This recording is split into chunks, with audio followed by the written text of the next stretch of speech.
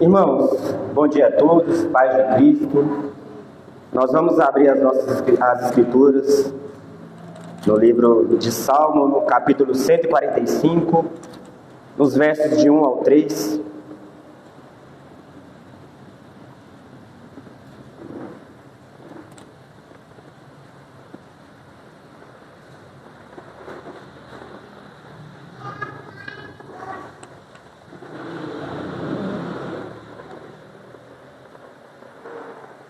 Aquele que pudesse colocar de pé em reverência ao nosso Deus.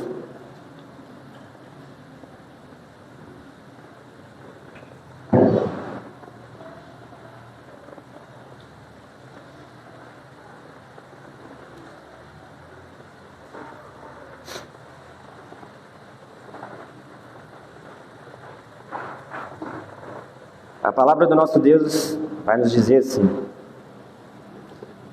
exaltar-te-ei, ó Deus meu e Rei, bendirei o teu nome para todo sempre. Todos os dias te bendirei e louvarei o teu nome para todo sempre. Grande é o Senhor e muito digno de ser louvado. A sua grandeza é insondável. Irmãos, esse texto é majestoso. Nós só podemos falar que esse texto é majestoso porque ele se dirige ao Deus majestoso. E tudo que já foi falado aqui hoje, na manhã, na escola bíblica, sobre a grandeza desse Deus insondável, esse Deus que não cabe na mente humana, esse Deus que é somente pela fé, o que foi falado aqui, que traz a crer no Deus digno de ser louvado. E a grandeza dele, por ser insondável, nos traz tremor. E é diante desse Deus que nós estamos aqui agora. Nós não viemos assistir um culto, nós viemos prestar o culto ao Deus Santíssimo, o Deus que é digno de louvor. E nós apresentamos a Deus um coração grato nessa manhã, e saber que Ele é o Deus digno de ser louvado. Não há nada em que nós podemos fazer, e sim, a não ser pedir a Deus que nos continue nos dando todas essas maravilhas, para que nós possamos bendizer o nome de Deus todos os dias, para todo sempre, aqui na terra e também na eternidade. Vamos orar ao Senhor, invocando a Ele, para que Ele inclina para nós os seus ouvidos. Senhor, meu Deus e meu Pai, graças, ó Deus, eu te dou, por estarmos, ó Deus, reunidos, juntos com os santos na congregação, para prestar ao Senhor, ó Deus, o louvor que o Senhor merece, ó Pai.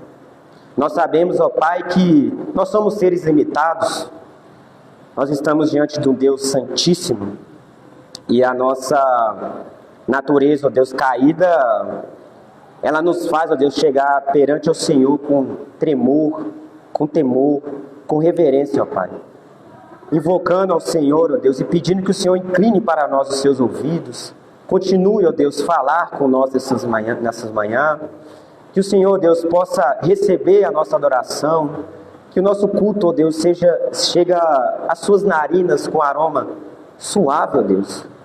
Para que o Senhor possa ser, ó Deus, glorificado, ser santificado, ó Pai. E também que nós possamos cumprir o nosso papel, Deus, que é glorificar o Teu nome. Nos ajude, ó Deus. Nós somos limitados, nós somos seres totalmente dependentes do Senhor. E tudo que nós cremos, ó Deus, é através da fé, que é o dom do Senhor. É o dom de Deus. É o dom que nos faz, ó Deus, manter nessa esperança. É loucura para uns, escândalo para outros, mas para nós, ó Deus, o Senhor nos mostra que é o poder do Evangelho, ó Pai. Ó Senhor, incline, ó Deus, mais uma vez, te peço, ó Deus, os seus ouvidos. Nos faça que nós possamos colocar ao Senhor um coração contrito e quebrantado, que os nossos joelhos se dobrem, mas também os nossos corações, que nós não vemos, ó Deus, glorificar o Teu nome somente com a boca, mas que também os nossos corações estejam inclinados, ó Deus, a fazer a tua boa e perfeita agradável. Eu peço em nome daquele que reina para todos sempre, Cristo. Amém. Irmãos, todos estão com a lei de Deus? Nós vamos fazer a leitura da Santíssima Lei de Deus. Nós tivemos a intenção de fazer algumas cópias com as letras maiores, né, para melhorar, né, alguns irmãos que têm uma dificuldade, né, com a leitura, as letras maiores. Então vamos todos ler? Então falou todas essas palavras: Eu sou o Senhor teu Deus, que te tirei da terra do Egito, da casa da servidão. Não terás outros deuses diante de mim.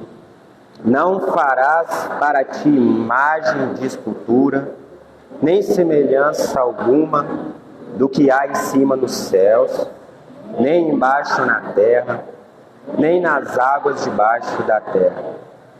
Não as adorarás, nem lhe darás culto, porque eu sou o Senhor teu Deus, Deus zeloso, que visito a iniquidade dos pais nos filhos, até a terceira e quarta geração daqueles que me aborrecem. E faço misericórdia até 1000 gerações daqueles que amam e guardam os meus mandamentos. Não tomarás o nome do Senhor teu Deus em vão, porque o Senhor não terá por inocente o que tomar o seu nome em vão.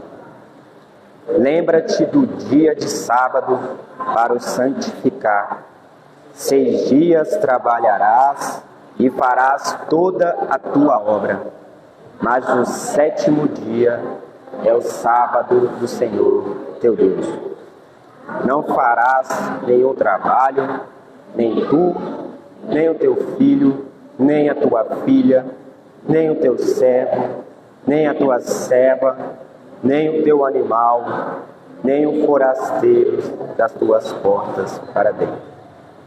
Porque em 6 dias fez o Senhor os céus e a terra, o mar e tudo o que neles há, e ao 7º dia descansou. Por isso o Senhor o abençoou o dia de sábado e o santificou. Honra teu pai e tua mãe, para que se prolongue os teus dias na terra que o Senhor teu Deus te dá.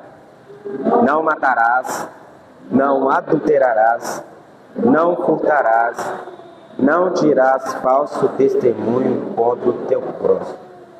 Não cobiçarás a casa do teu próximo, não cobiçarás a mulher do teu próximo, nem o seu servo, nem a sua serva, nem o seu boi, nem o seu jumento, nem coisa alguma que pertença ao seu próximo. Amém, irmãos. Nós temos neste momento um momento em que nós vamos pedir perdão a Deus dos nossos pecados. Essa é a lei de Deus santíssima. Já foi falado também um pouco sobre a lei. Como que nós podemos ser salvos, né? Como? É crendo. Para Deus é impossível, para o homem é impossível, mas para Deus tudo é possível. Vamos colocar diante de Deus nossos corações contritos e quebrantados. A palavra de Deus fala que Deus não, Ele quer holocausto, sacrifício, mas sim um coração. Coloca diante de Deus arrependido. Eu vou dar 1 minuto para os irmãos orarem e logo após eu estarei orando para todos.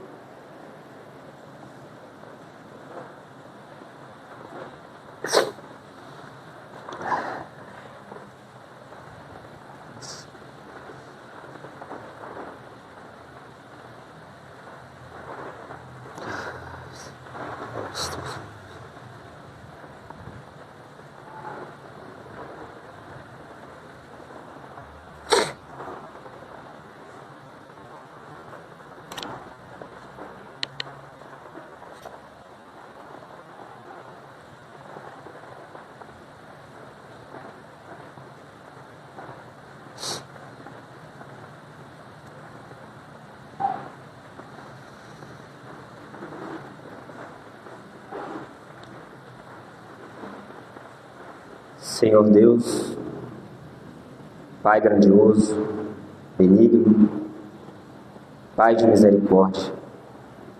Senhor,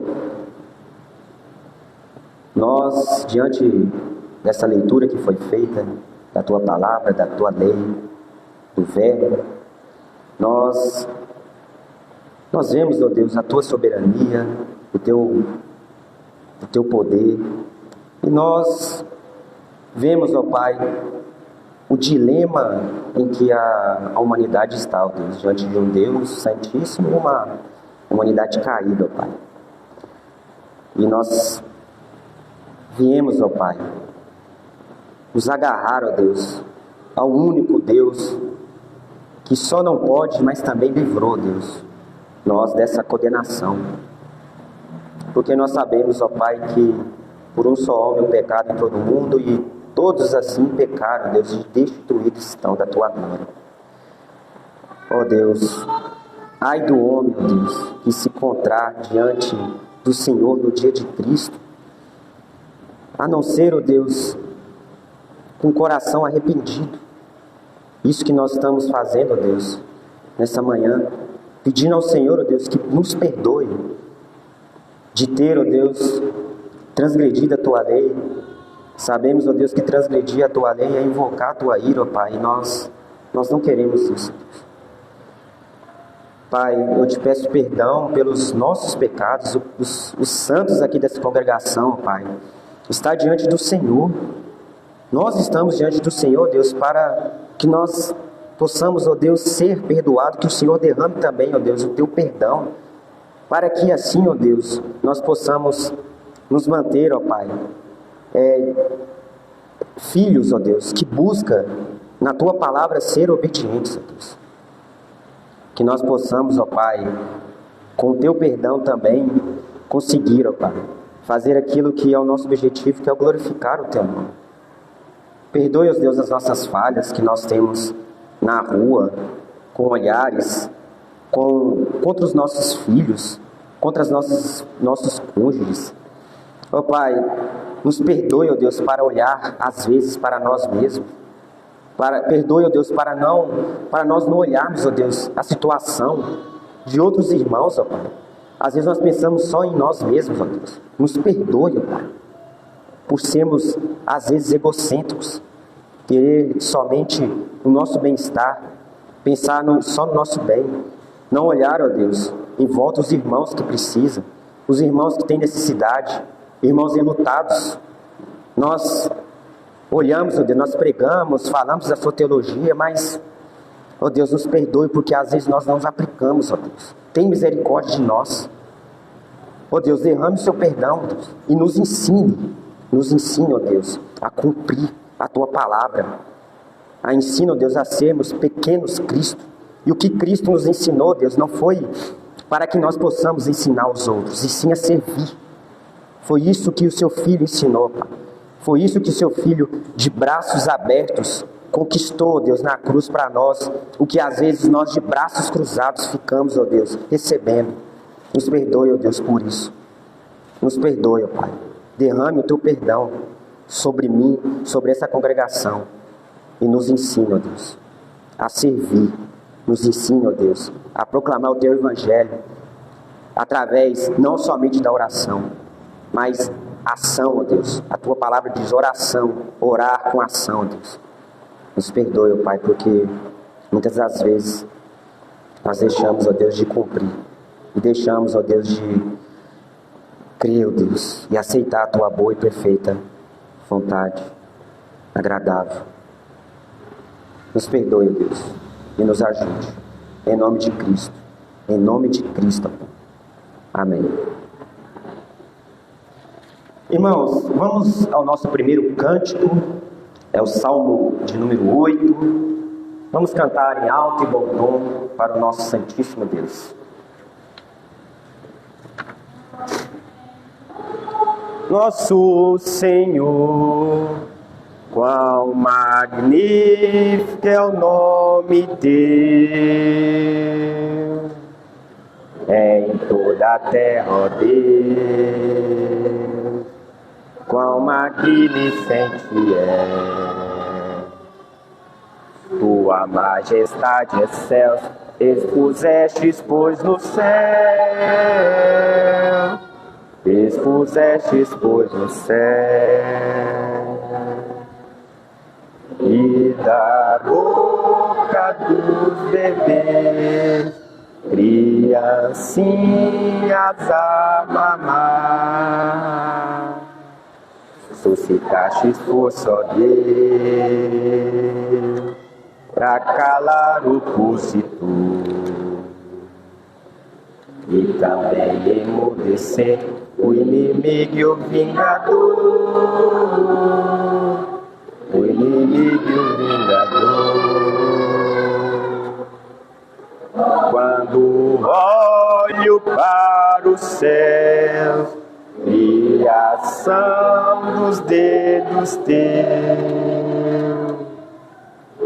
estrelas no lugar, estabelecidas lá. E o homem o que é, que te lembres e visites o que o Filho do Homem é. Do que anjos feito foi, por um pouco então melhor, e de glória e honra então. Eu acho o homem assim, sob as rodas da tua mão, eu dou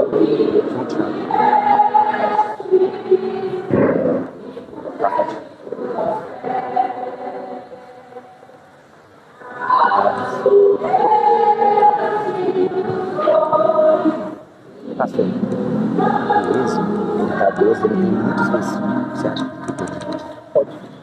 Eu vou até ler o versículo 21.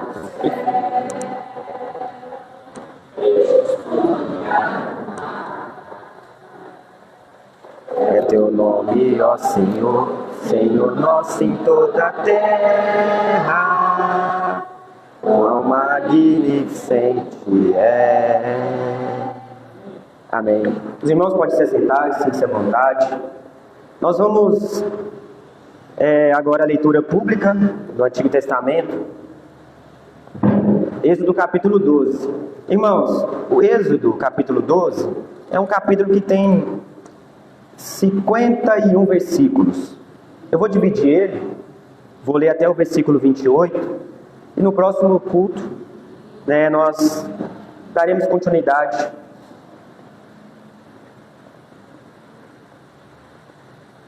Êxodo capítulo 12, a partir do verso 1 até o versículo 28.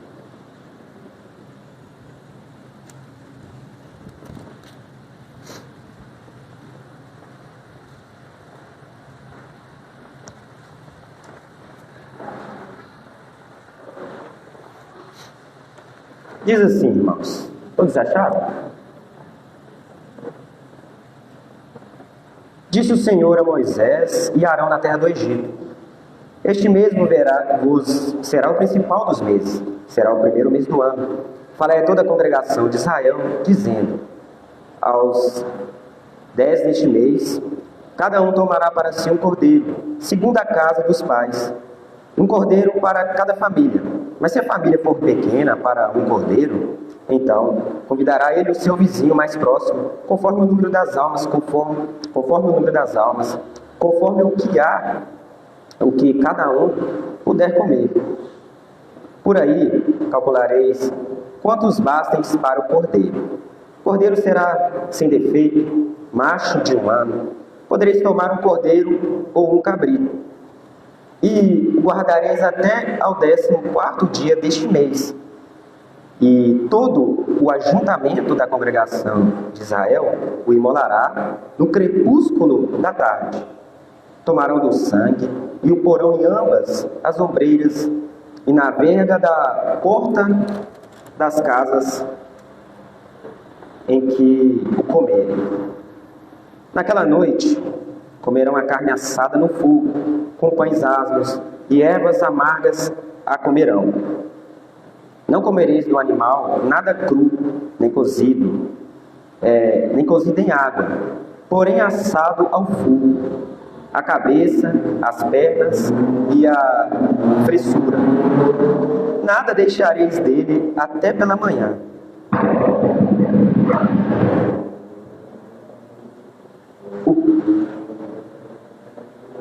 Só um minuto, irmão. O que, porém, ficar até pela manhã, queimá-lo-eis. Desta maneira o comereis, lombos cingidos, sandálias nos pés e cajado na mão. Comê-lo-eis à pressa, e a Páscoa é a Páscoa do Senhor. Porque naquela noite passarei pela terra do Egito, e ferirei na terra do Egito todos os primogênitos, desde os homens até os animais. Executarei juízo sobre todos os deuses do Egito. Eu sou o Senhor. O sangue vos será por sinal nas casas em que estiverdes. Quando eu vir o sangue, passarei por vós, e não haverá entre vós praga destruidora, quando eu ferir a terra do Egito. Este dia vos será por memorial, e o celebrareis como solenidade ao Senhor. Nas vossas gerações o celebrareis por estatutos perpétuos. 7 dias comereis pães asmos. Logo ao primeiro dia tirareis o fermento das vossas casas, pois qualquer que comer coisa levedada, desde o primeiro dia até o 7º dia, essa pessoa será eliminada de Israel. Ao primeiro dia haverá para vós outros santa assembleia. Também ao 7º dia tereis santa assembleia. Guardai, pois, a festa dos pães asmos, porque neste mesmo dia tirei vossas hostes da terra do Egito. Portanto, guardareis este dia das vossas gerações por estatuto perpétuo. Desde o dia 14 do primeiro mês, à tarde, comereis pães asmos, até a tarde do dia 21 do mesmo mês. Por 7 dias, não se ache nenhum fermento nas vossas casas, porque qualquer que comer pão levedado será eliminado da congregação de Israel, tanto o peregrino como o natural da terra. Nenhuma coisa levedada comereis, em todas as vossas habitações comereis pães asmos.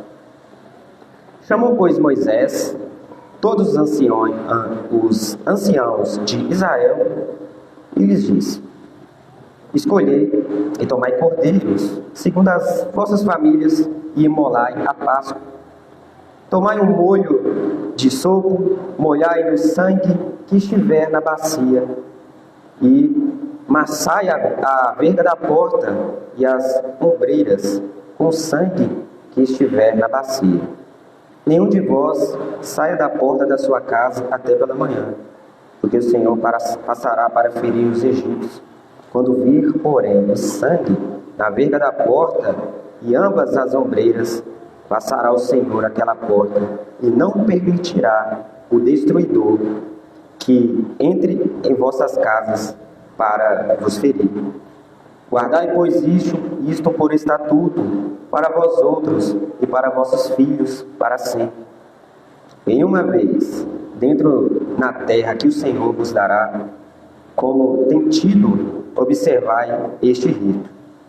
Quando os vossos filhos os perguntarem: que rito é este? Respondereis: é o sacrifício da Páscoa ao Senhor, que passou por cima das casas dos filhos de Israel no Egito, quando feriu os egípcios e livrou nossas casas. Então o povo se inclinou e o adorou.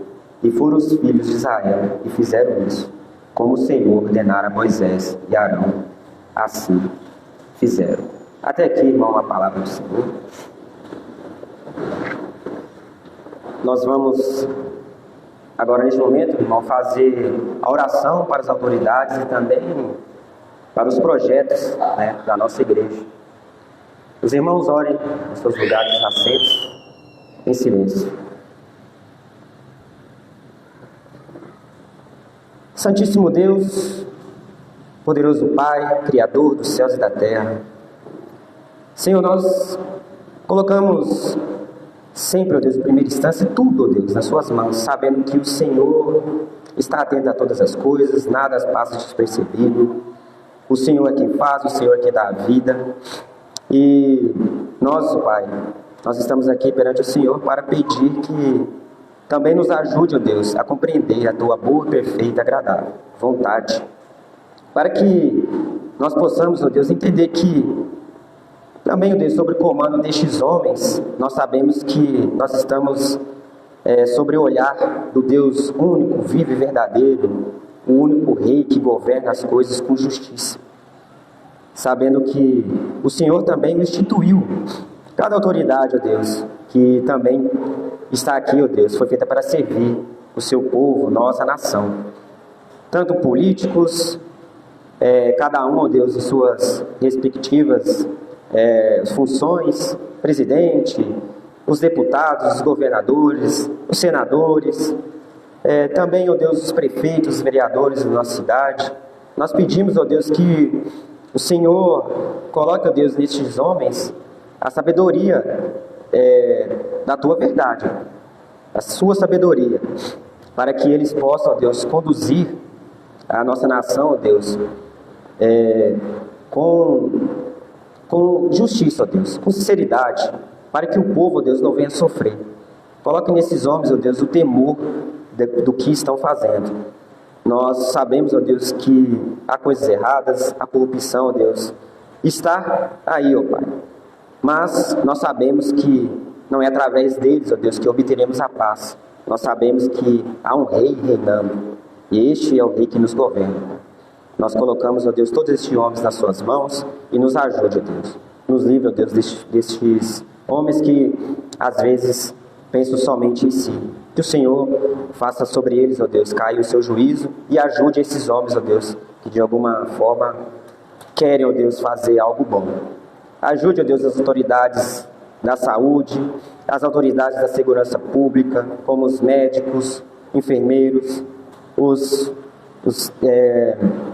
cirurgiões, os policiais rodoviários, os policiais penais, as patentes maiores, exército, a marinha, a aeronáutica. Todos, ó Deus, estes homens estão servindo, ó Deus. Estão aqui para servir, foram constituídos pelo Senhor na área da segurança, na área da saúde, ó Deus. Nós estamos, ó Deus, nós sabemos que estes foram os meios que o Senhor estabeleceu, Deus, para trazer segurança à sua nação. Nós também, Deus, te agradecemos por isso, porque nós sabemos, ó Pai, que a segurança tem estado sobre as nossas vidas, ó Pai. Nós oramos, ó Deus, pelas autoridades, ó Pai, eclesiásticas. Autoridades essas, ó Deus, que nós sabemos, ó Pai, que leve a Tua palavra. Está aí, ó Deus, para proclamar, para espalhar o Teu Evangelho. Homens que pregam a verdade, ó Deus. Homens que têm se desgastado, ó Deus. Homens que levem a Tua verdade. Homens que estão dispostos, ó Deus, e não só dispostos, estão morrendo pela Tua palavra, para defender, ó Deus. Nós somos gratos, ó Deus, porque desde o início, ó Deus, desde da era, ó Deus, dos apóstolos, estes homens, ó Deus, se desgastaram e morreram, ó Deus, para trazer aquilo que chegou para nós hoje, Deus, plenamente revelado. Toda a Tua verdade, ó Deus, que o Senhor quis revelar, está completa, ó Deus. E nós agradecemos por isso, Deus. Nós agradecemos por estes homens. Nós agradecemos também, ó Deus, por os homens que estão, ó Deus, cumprindo e guardando a doutrina, a sã doutrina, ó Deus, dos profetas e dos apóstolos. Homens estes hoje, ó Deus, que estão cuidando também de nós, através da Comunhão Batista Reformada do Sudeste, que também nos ajuda, através da Igreja Emanuel, e também, ó Deus, todas essas igrejas que tem aqui na região de Santa Luzia, em Belo Horizonte, em Minas, no Brasil, ó Deus, que estão levando a Tua verdade. Nós somos gratos, ó Deus. Derrame a graça, ó Deus, sobre estes homens, sobre o pastor Tiago, que tem nos ajudado, que tem se debruçado nas Suas sagradas escrituras para trazer, ó Deus, o alimento. Ó Deus, derrame a graça sobre esses homens, ó Deus, que são árvores que trazem frutos para nós. Nós sabemos que uma árvore, ó Deus, ela não se alimenta do próprio fruto. Ela nos serve, ó Deus, os seus frutos, os melhores frutos. É isso que nós temos vendo, Deus. Ajude, ó Deus, essa igreja nos projetos, ó Deus, que foram estabelecidos. Ajude, ó Deus, a levantar homens piedosos que querem servir a tua obra. Pastores, ó Deus, que levam a sua verdade. Diáconos, ó Deus, que vão, ó Deus, guardar, ó Deus, os teus estatutos, os teus mandamentos, que vão servir, ó Deus, aos outros, aos santos, aos que têm necessidades, ó Deus. Levante, ó Deus, estes homens. Abençoe, ó Deus, aqueles irmãos, ó Deus, que se levantaram para servir a tua obra. Derrame a tua graça sobre estes homens, Deus. Quão boa obra esses homens estão almejando, Deus. Coloque dentro do coração de cada homem aqui, ó Deus, para se levantar, para que possa, Deus, servir em tua obra. Levante, ó Deus, coloque, ó Deus, no coração, não só destes homens, mas de todos, ó Deus, no geral, pais, homens, cristãos, para que sejam pastores, ó Deus, primeiramente de suas famílias, para que possa, ó Deus, criar seus filhos, criar a sua família, ó Deus, no caminho, ó Deus, que devem andar, ó Deus. Pai, nos ajude nessa abertura do CNPJ, nos ajude, ó Deus, também com as causas de justiça que estão aqui perante a justiça dos homens, recorrendo, ó Deus, à tua justiça que é reta. Ó Pai, ajude, ó Deus, uns suportar os outros. Ajude-nos, ó Deus, a servir, ó Deus, uns aos outros. Ajude, ó Deus, a nós sermos igrejas de verdade. Ajude a cada homem, a cada mulher, ó Deus. Derrama a tua graça sobre cada criança, ó Deus. Livre-nos, ó Deus. Livre-nos, Deus. A tua palavra nos promete, ó Deus, que nós seremos livres dessa maldade, porque o Senhor, Deus, está atento a todas as coisas, ó Deus. E assim eu oro em nome de Jesus Cristo. Amém. Irmãos, vamos ao nosso segundo cântico.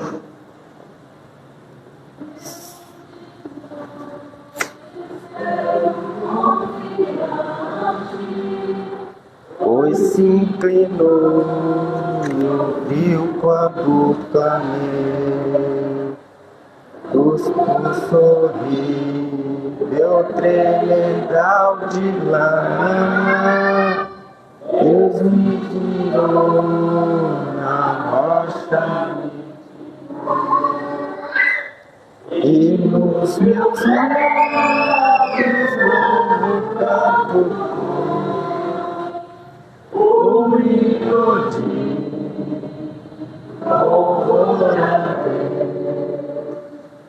E alguém com muitos terão e no Senhor confiará.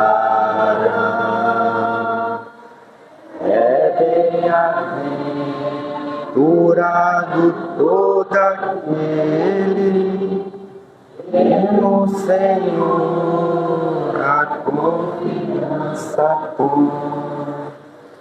Não pede para os homens arrogantes, nem para aquele que amam.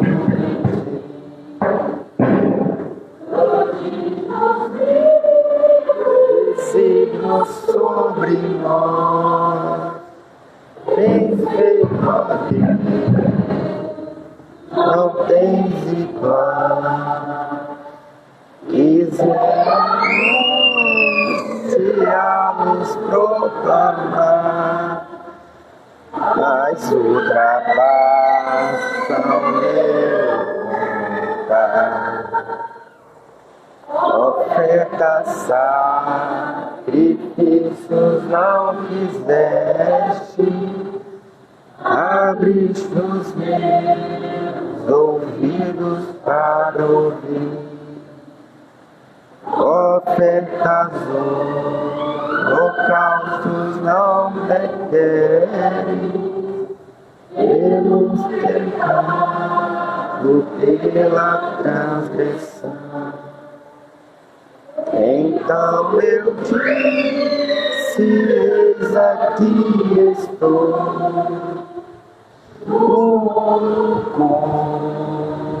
Está sobre mim.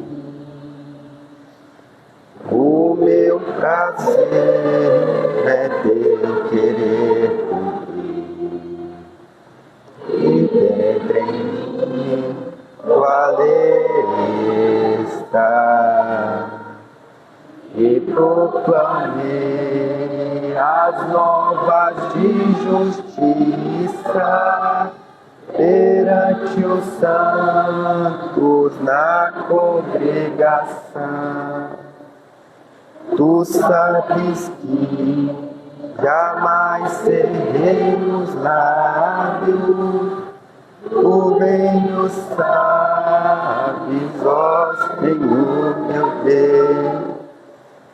Tua justiça e fidelidade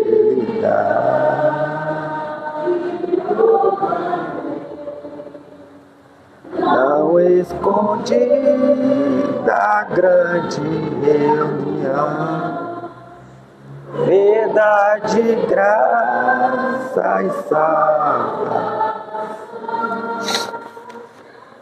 Amém, irmãos. Irmãos, nós vamos ter esse momento agora, o momento de ofertório.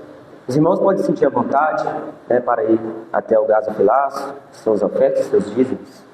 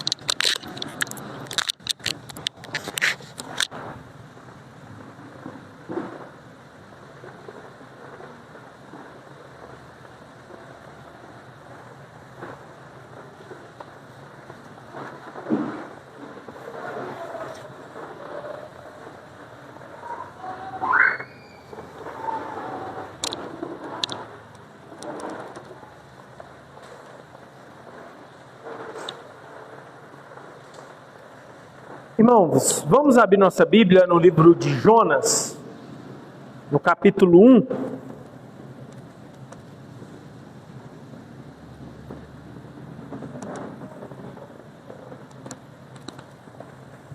A ideia é que nesse próximo mês a gente fique, são 4 capítulos, né? Que nós vejamos um capítulo de Jonas por domingo, né?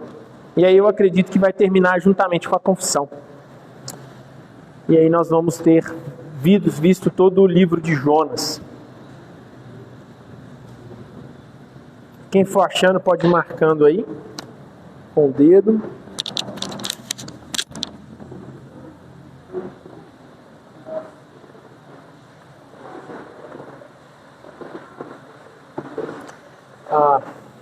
Vamos fazer uma oração? Senhor, nós te agradecemos por estarmos aqui, Senhor.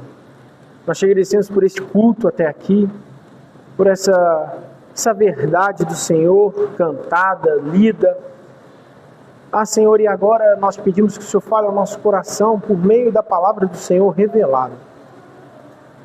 Deus, que o Senhor nos ajude a manter-nos atentos, a vencer essa batalha na nossa mente e manter a nossa mente aqui, esquecer as coisas que lá fora ficaram, os problemas, trabalho, que nós venhamos, ó Deus, nos alimentar a nossa alma nesse momento. Que o Senhor nos ajude, é o que eu te peço, por meio do seu Santo Espírito, é o que eu te peço em nome de Jesus. Amém. Meus irmãos, antes da gente fazer a leitura, eu gostaria de construir o nosso raciocínio a respeito não só desse capítulo, mas de todo o livro de Jonas, em 2 pilares fundamentais. O primeiro deles é que Jonas é um livro muito conhecido por nós, né? Principalmente o capítulo 1. As crianças, principalmente, elas ouvem muito nas EBDs, né? Em livrinhos. Jonas é aquele que é engolido por um grande peixe depois de desobedecer a Deus, né? E embora esse fato seja um milagre grandioso de Deus, né? Um homem ser engolido por um peixe e passar ali 3 dias e 3 noites no ventre de um peixe e continuar vivo, esse não é o tema central do livro, né? O personagem principal desse livro não é esse gigantesco peixe que engole Jonas. O personagem principal do livro não é nem sequer o próprio Jonas, né? Embora Jonas seja um profeta muito diferente dos demais, Jonas, ele faz de tudo para tentar fugir da sua missão. Jonas, que eu me lembre, ele é o único pregador e profeta que ele fica frustrado com o êxito da sua mensagem, né? Isso nos chama a atenção, mas fato é que nem o peixe nem o Jonas são os personagens principais desse livro. Um dos pilares fundamentais aqui, e o personagem principal desse livro é o próprio Deus, né? No livro de Jonas nós veremos de forma clara a soberania desse Deus, os decretos de Deus, o eterno poder, a onisciência e a providência do Deus Trino em cada fato narrado aqui nesse livro, né? Então nós vamos ver que é Deus quem ordena Jonas ir pregar em Nínive, nós vamos ver que é Deus quem envia a tempestade atrás de Jonas quando ele tenta fugir, é Deus quem envia o peixe para engolir Jonas, é Deus que faz com que o peixe vomite Jonas no lugar certo para que ele voltasse para Nínive e pregasse, né? E é Deus quem comissiona Jonas novamente para não desobedecer e cumprir com a sua obrigação de ser profeta de Deus no meio ali dos ninivitas. Então o primeiro pilar é que Deus é o personagem principal da história. O segundo pilar, a segunda observação, é que nós devemos olhar para esse livro e nós devemos considerar todas as verdades literais contidas aqui nesse livro. Porque assim como Gênesis, talvez Gênesis e Jonas são os livros mais atacados pelos teólogos liberais. E aqui eu não vou entrar nos argumentos por causa do nosso tempo, né? Mas basicamente eles tentam negar a veracidade dos fatos narrados aqui. Eles tratam Jonas como sendo apenas uma mera história. Uma história que possui princípios e aprendizados cristãos, né? Mas eles não tratam os fatos contidos aqui nesse livro como os fatos literais, que aconteceram de forma verídica na história, né? Então, talvez para esses homens seja difícil demais conceber que um homem viveu no ventre de um peixe por 3 dias. Mas não falta poder em Deus para fazer tamanho milagre, né? Então, todos esses relatos aqui aconteceram de forma literal. Nós vemos Jonas sendo citado em outros livros. Por exemplo, nós vemos Jonas sendo citado em 2 Reis 14, né? Ali no contexto do reinado de Jeroboão II, Jonas ele faz uma profecia, né, de prosperidade econômica, um período ali que Israel, o reino do norte, viveria ali de expansão territorial, né? Embora ali houvesse esse período fosse marcado pela idolatria, mas tinha um forte nacionalismo, né, nos hebreus, de Israel, no próprio Jonas. Então, nós vemos também Jonas sendo citado lá em Mateus, capítulo 12, pelo próprio Cristo, né? Jesus usa Jonas como sendo um sinal que aponta para a sua morte e ressurreição. Portanto, se nós negarmos a literalidade e a existência literal de Jonas, nós estamos negando as palavras do próprio Cristo. Nós estamos negando e questionando a veracidade da obra redentora do próprio Cristo, tá? Então, essas duas premissas têm que nos acompanhar nos 4 capítulos. O personagem principal da história é o próprio Deus, e todos os fatos que vamos ler aqui aconteceu de forma literal na história, tá? Acompanhe comigo a leitura. Veio a palavra do Senhor a Jonas, filho de Amitai, dizendo: Dispõe-te, vai à grande cidade de Nínive e clame contra ela, porque a sua malícia subiu até mim. Jonas se dispôs, mas para fugir da presença do Senhor para Tarsis. E tendo descido a Jope, achou um navio que ia para Tarsis. Pagou, pois, a sua passagem e embarcou nele para ir com eles para Tarsis, para longe da presença do Senhor. Mas o Senhor lançou sobre o mar um forte vento, e fez-se no mar uma grande tempestade, e o navio estava a ponto de se despedaçar. Então os marinheiros, cheios de medo, clamavam cada um aos seus deuses, e lançavam ao mar a carga que estava no navio, para o aliviarem do peso dela. Jonas, porém, havia descido ao porão e se deitado, e dormia profundamente. Chegou-se a ele o mestre do navio e lhe disse: que se passa contigo, agarrado no sono? Levanta-te, invoca o teu Deus. Talvez assim esse Deus se lembre de nós, para que não pereçamos. E diziam uns aos outros: vinde e lancemos sortes, para que saibamos por causa de quem nos sobreveio este mal. E lançaram sortes, e a sorte caiu sobre Jonas. Então lhe disseram: declara-nos agora por causa de quem nos sobreveio este mal. Que ocupação é a tua? De onde vem? Qual a tua terra? E de que povo és tu? E ele lhes respondeu: sou hebreu e temo ao Senhor, o Senhor do céu, que fez o mar e a terra. Então os homens ficaram possuídos de grande temor e lhe disseram: que é isto que fizeste? Pois sabiam os homens que ele fugiu da presença do Senhor, porque Lu havia declarado. Disseram: que te faremos para que o mar se nos acalme? Porque o mar se ia tornando cada vez mais tempestuoso. Respondeu-lhes: tomai-me e lançai-me ao mar, e o mar se aquietará, porque eu sei que por minha causa vos sobreveio essa grande tempestade. Entretanto, os homens remavam, esforçando-se para alcançar a terra, mas não podiam, porquanto o mar se ia tornando cada vez mais tempestuoso contra eles. Então clamaram ao Senhor e disseram: ah, Senhor, rogamos-te que não pereçamos por causa da vida deste homem. E não faças cair sobre nós este sangue, quanto a nós inocentes, porque tu, Senhor, fizestes como te aprouve. E levantaram a Jonas e o lançaram ao mar, e cessou o mar da sua fúria. Temeram, pois, estes homens em extremo ao Senhor, e ofereceram sacrifícios ao Senhor e fizeram votos. Deparou o Senhor um grande peixe para que tragasse Jonas, e esteve Jonas 3 dias e 3 noites no ventre do peixe. Louvado seja Deus. Verso 1, né? Veio a palavra do Senhor a Jonas, filho de Amitai. Primeiramente, meus irmãos, eu gostaria aqui de olhar para a pessoa de Jonas, né? E aí nós precisamos entender aqui algumas características desse homem. Jonas, ele é um homem, um personagem muito peculiar, né? Um profeta que possui aqui características bem únicas, né? Jonas, ele é um galileu, nascido na cidade chamada Gat-Rafé. Essa cidade ficava a cerca de 7 quilômetros de Nazaré, né? Mas a grande pergunta é: o que faz de Jonas ser um profeta tão peculiar? O que diferencia Jonas de todos os outros, os demais profetas ali no Antigo Testamento? O primeiro fato é que Jonas é o primeiro profeta transcultural da história, né?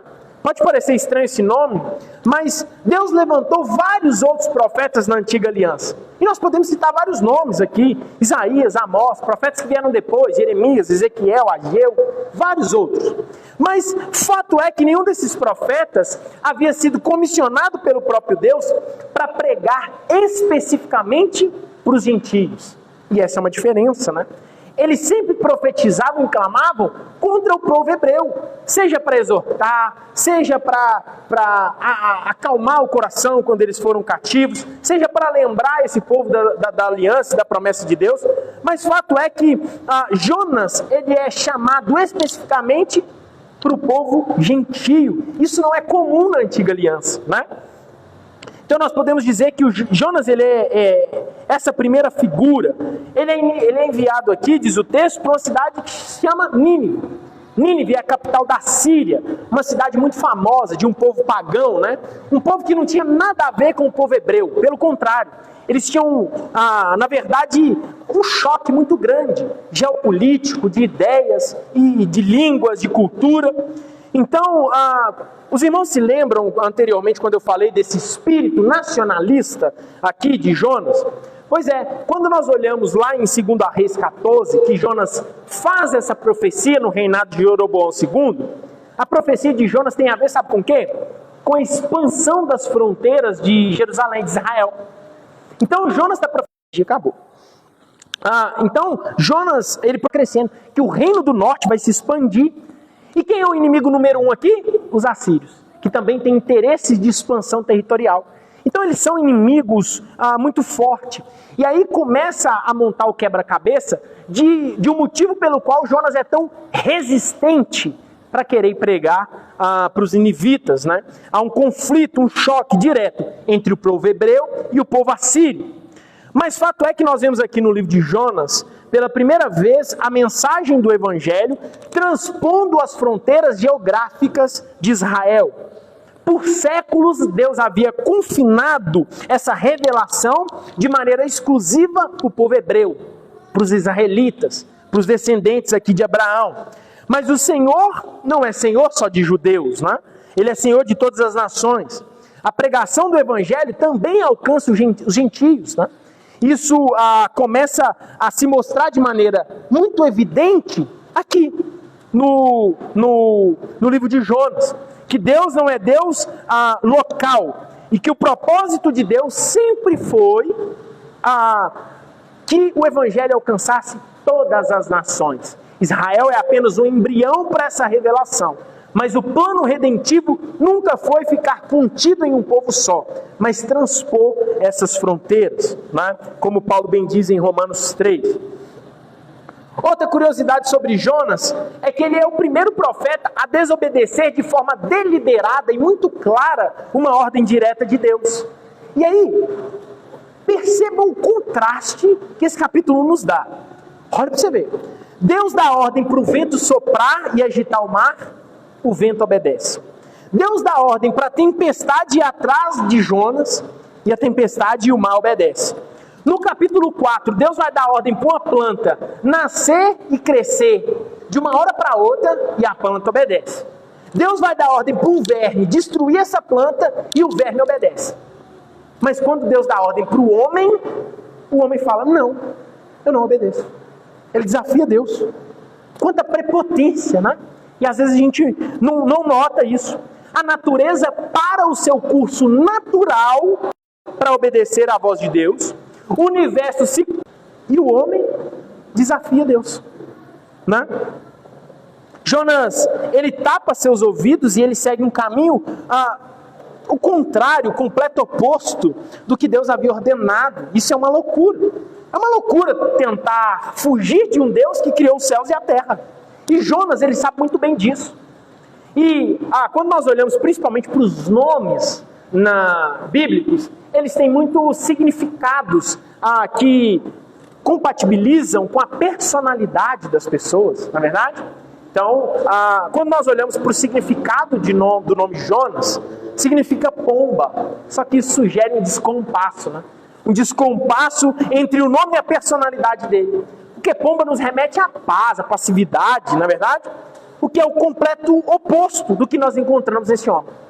Jonas aqui, ele é um homem que vive em conflito em todo o livro. Jonas, ele a todo momento está em conflito. Ele está em conflito com Deus porque ele discorda do plano de Deus. Ele está em conflito consigo mesmo. E ele está em conflito com a sua ira e a sua raiva que ele nutre pelos gentios. Esse é o sentimento de Jonas.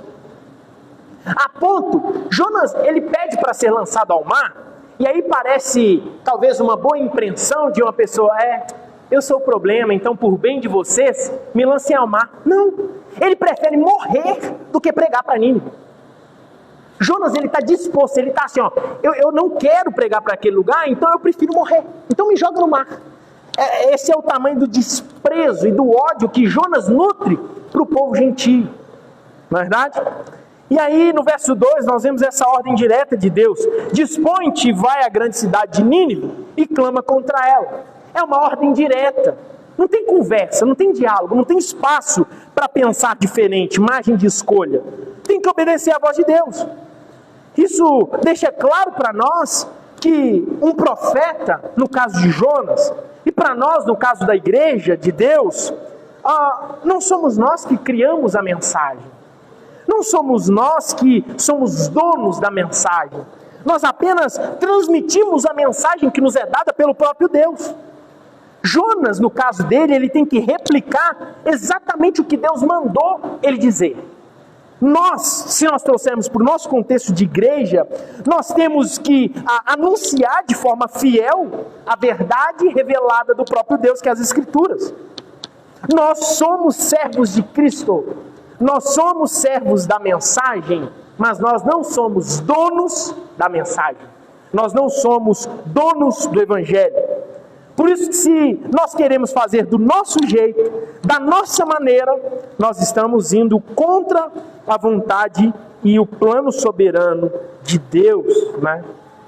Um cristão que tenta escolher para quem ele prega, para quem merece ouvir, ou quer aliviar a mensagem, esse cristão está afrontando Deus da mesma forma que Jonas afrontou Deus aqui. E nós sabemos que fazer isso, meus irmãos, é atrair a ira de Deus para nós, né? E alguém pode dizer assim, mas pastor, eu não falo isso, eu não falo que eu não vou. Mas quem disse que precisa falar, né? Jonas não falou nada, ele só agiu de forma totalmente contrária com o que Deus havia mandado. Nossas ações diz muito sobre a nossa disposição, né? E nós precisamos, meus irmãos, ter essa disposição. Nós precisamos, quanto igreja, quanto crentes, arregaçar as mangas e colocar a mão no arado. É necessário isso. E é verdade também que nem sempre pregar a verdade de Deus e anunciar o Evangelho, fazer parte do corpo de Cristo, nem sempre isso vai ser prazeroso. Nem sempre vai ser. Nem sempre vai ser uma tarefa fácil. Ser cristão não é fácil. Jonas, o último lugar do mundo que ele queria estar é Nínive. Mas não é ele que escolhe. Ele não é dono da mensagem. Ele não é dono do Evangelho. Trabalhar para Deus não é fazer o que nós queremos. Trabalhar para Deus não é esperar em troca uma felicidade terrena, uma barganha. A maioria das vezes, trabalhar para Deus é abrir mão do nosso conforto. A maioria das vezes, trabalhar para Deus é abrir mão das nossas convicções. É fazer o que Ele manda e não o que eu quero. É fazer o que Ele manda e não o que eu acho certo. O que eu acho não importa. O que eu penso não importa. Importa o que o próprio Deus, de forma sábia, onisciente e soberana, estipulou e ordenou para que nós fizéssemos. Nós temos que entender, meus irmãos, que há um propósito muito maior. Um propósito que vai muito além do nosso conforto, do nosso bem-estar, da nossa alegria terrena. E esse propósito é a expansão do reino de Cristo. É a expansão do Evangelho. Há um povo que foi eleito antes da fundação do mundo e o Evangelho vai alcançar essas pessoas da mesma forma que nos alcançou. E nós somos agraciados de sermos cooperadores e coparticipantes dessa missão. Assim como Jonas foi escolhido por Deus para pregar o Evangelho para os gentios, nós somos a igreja escolhida por Deus para ser testemunhas de Cristo. Então o que nós precisamos entender é que se para a expansão do Evangelho isso se passa pela minha morte, que eu morra.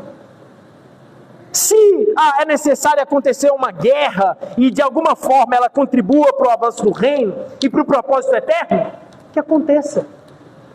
Se há no plano eterno uma doença terrível em mim que vai glorificar a Deus de alguma forma, que eu adoeça.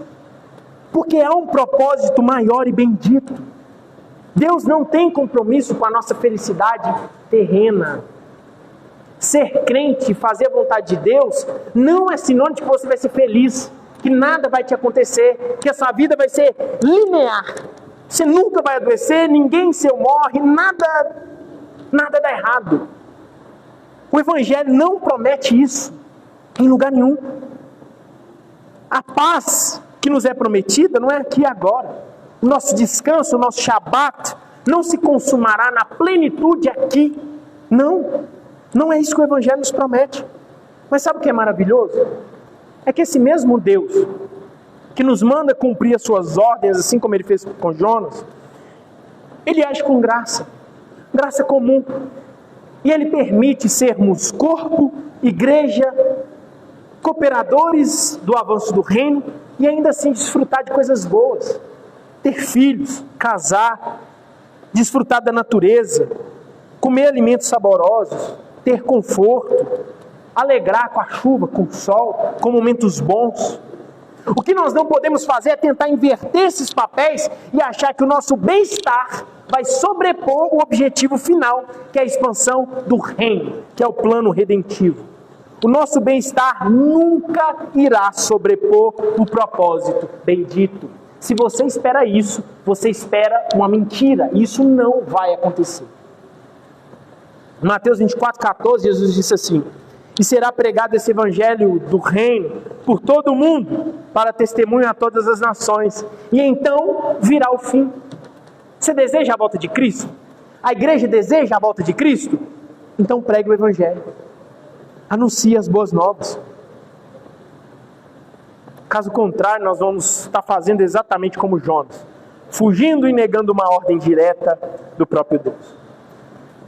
No verso 3 diz que Jonas se dispôs para fugir da presença do Senhor, né, para Tarsis. Nínive era, não sei a maior, mas talvez uma das maiores cidades daquela época.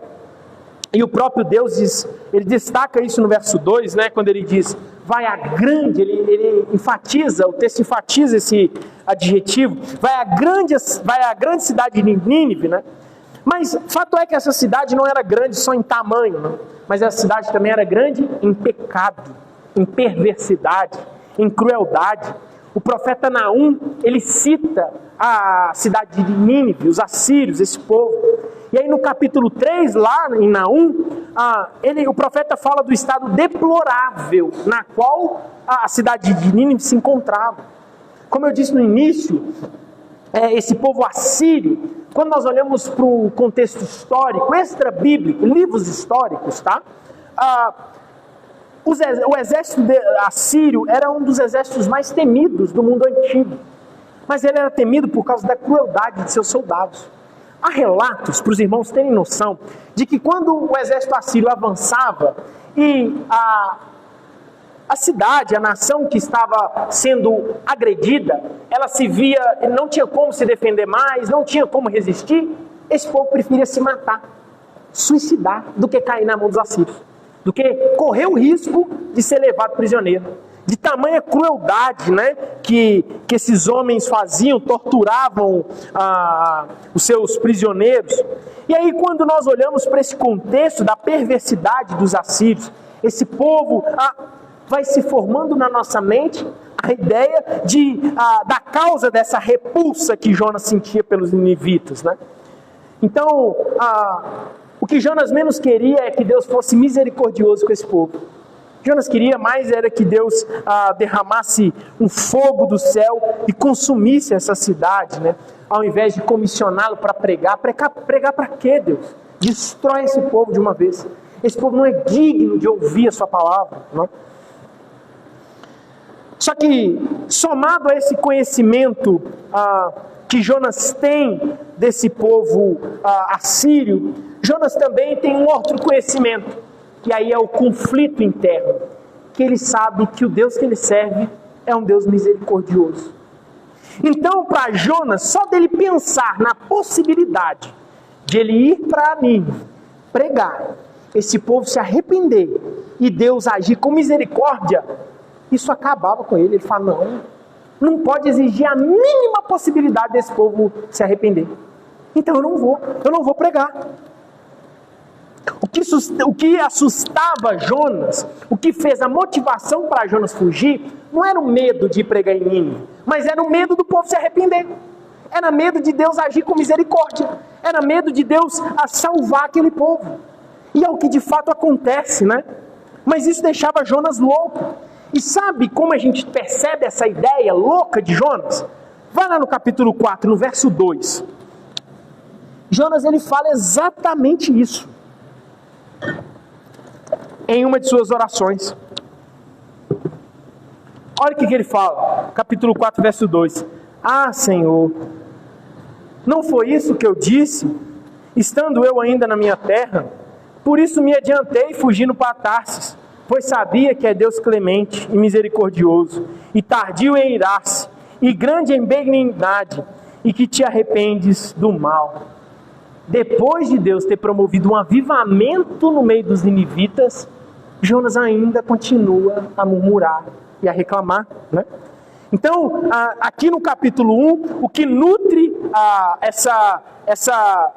essa disposição para fugir da parte de Jonas, é não querer ver de maneira alguma Deus agindo com misericórdia para com os ninivitas. Só que quando nós olhamos na perspectiva divina, há razões para Deus mandar Jonas pregar em Nínive. E aqui há 3 razões, né? A primeira delas é que o pecado de Nínive havia chegado até o céu. Nada do que nós fazemos aqui passa desapercebido, não é verdade? O nosso pecado, o pecado do povo, sobe como um cheiro ofensivo a Deus, não é verdade?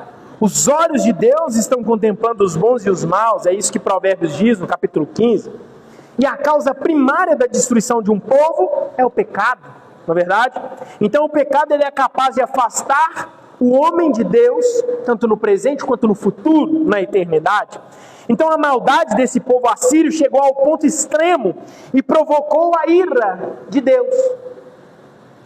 Mas a segunda razão, olhando na perspectiva divina, é que Deus age com misericórdia com quem Ele quiser e achar pertinente. Em Romanos 9, 13 e 14, Paulo fala assim, como está escrito, amei Jacó, porém me aborreci de Esaú. Que diremos, pois, a injustiça da parte de Deus? De modo nenhum. Pois ele diz a Moisés, terei misericórdia de quem me aprouver ter misericórdia, e compadecerei de quem me houver ter compaixão. Esse texto, meus irmãos, na minha opinião, nos coloca no nosso devido lugar de criatura. Deus está nos céus e nós na terra. Deus é o Criador e nós criaturas. Deus não deve satisfação para nós do seu plano redentivo. Deus não deve nenhuma obrigação de nos contar ou nos revelar o seu plano redentivo. Tudo que Deus quis que nós soubéssemos está no Santo Livro. Nada do que não está contido aqui, há obrigação da parte de Deus de nos contar e de nos fazer saber dos decretos eternos desse Deus. Quem é Jonas para achar e pensar que Deus não poderia, que Deus não tem o direito de salvar um povo? E a terceira razão é que a misericórdia de Deus triunfa sobre a sua ira, né? Deus nos ama por causa dos nossos... Deus não nos ama por causa dos nossos méritos, na é verdade? Mas Ele nos ama apesar dos nossos deméritos. Os ninivitas mereciam sim o juízo de Deus, mas Deus derramou misericórdia. Os ninivitas mereciam condenação, mas Deus quis enviar um profeta para exortá-los e chamá-los ao arrependimento. E quem somos nós para questionar isso? Foi o próprio Deus que nos tirou do lamaçal de pecado.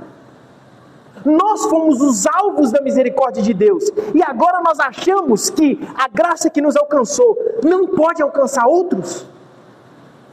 Como assim? Você foi alvo da graça. Você estava perdido em seus pecados e delitos. E Deus te resgata. E agora, uma vez que Deus te resgatou, você é orgulhoso o suficiente para achar que ninguém mais tem direito, ou que Deus não pode resgatar outras pessoas?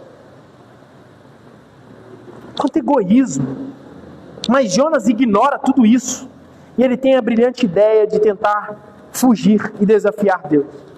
No início do verso 3, ele começa de forma irônica, né, falando que Jonas se dispôs para fugir de Deus.